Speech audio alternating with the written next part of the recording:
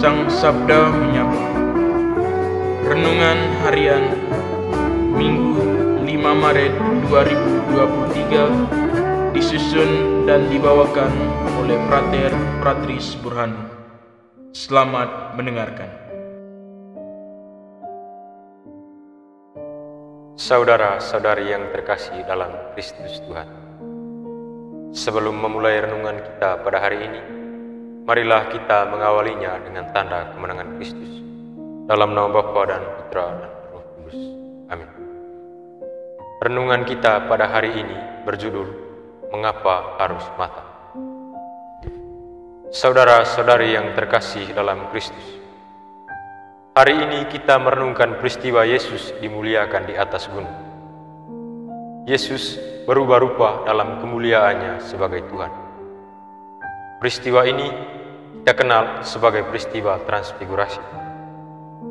Yesus dimuliakan bukan semata-mata untuk memperlihatkan keilahiannya kepada Petrus, Yakobus, dan Yohanes.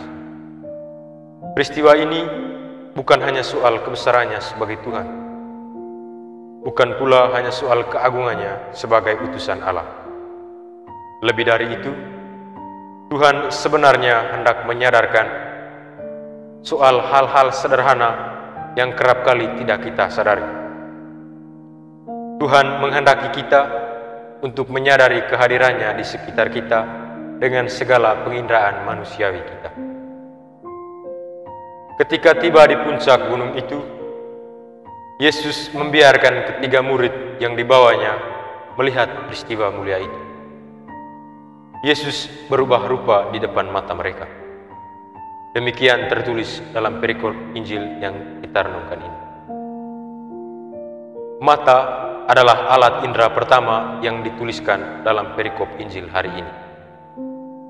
Mengapa harus mata? Mengapa penginjil tidak menuliskan pertama-tama alat indera yang lain seperti telinga, sehingga barangkali sebelum melihat Yesus berubah rupa, ketiga murid itu mendengar percakapan antara Yesus, Musa, dan Elia? Atau kulit, sehingga mungkin ketiga murid itu merasakan aura dan udara yang berbeda sebelum melihat peristiwa mulia itu. Saudara-saudari yang terkasih dalam Kristus, kita mengetahui bahwa mata adalah alat indera manusia yang dianugerahkan oleh Allah. Mata manusia menangkap hal-hal yang berada dalam jangkauannya. Benda-benda, pemandangan-pemandangan, atau apapun yang tertangkap mata masuk ke dalam penglihatan lalu dicerna oleh otak manusia. Kemudian lahirlah berbagai bentuk ekspresi yang muncul dalam rupa kata-kata, perubahan mimik wajah, dan lain sebagainya. Dalam kehidupan sehari-hari, mata kita menangkap begitu banyak hal tanpa kita sadari. Hal-hal yang kita lihat itu adalah wujud kehadiran Allah. Hal-hal itu adalah alat yang digunakan oleh Allah untuk menampakkan kemuliaannya. Bisa saja Allah berubah rupa menjadi anak-anak yang terlantar, yang menderita kelaparan, orang-orang yang patah hati, dan orang-orang yang sibuk dengan pekerjaan mereka sampai lupa dengan seisi rumahnya. Atau barangkali Allah berubah rupa menjadi kesepian orang-orang kaya. Allah menganugerahkan mata kepada kita untuk melihat hal-hal seperti ini, dan bukan untuk berpura-pura buta. Kita seharusnya melihat tidak hanya dengan mata yang tertanam di kepala, tapi juga dengan hati kita, agar kita tidak sekadar melihat, melainkan memberi diri untuk mengatasi persoalan-persoalan ini.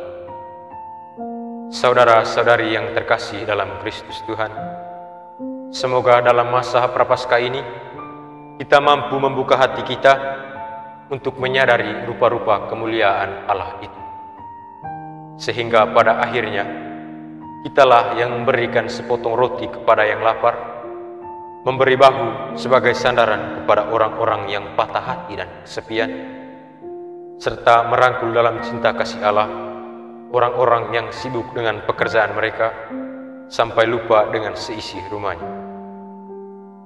Sebab mata membuat cinta tumbuh tiba-tiba. Semoga amin. Kemuliaan kepada Bapa dan Putra dan Roh Kudus, seperti pada permulaan, sekarang, selalu, dan sepanjang segala abad. Amin. Dalam nama Bapa dan Putra dan Roh Kudus. Amin.